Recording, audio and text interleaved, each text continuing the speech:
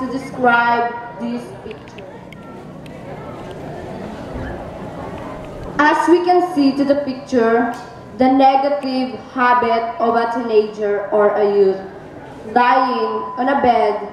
As we can see, this could not only impact in the education aspect, but most of all in our economic.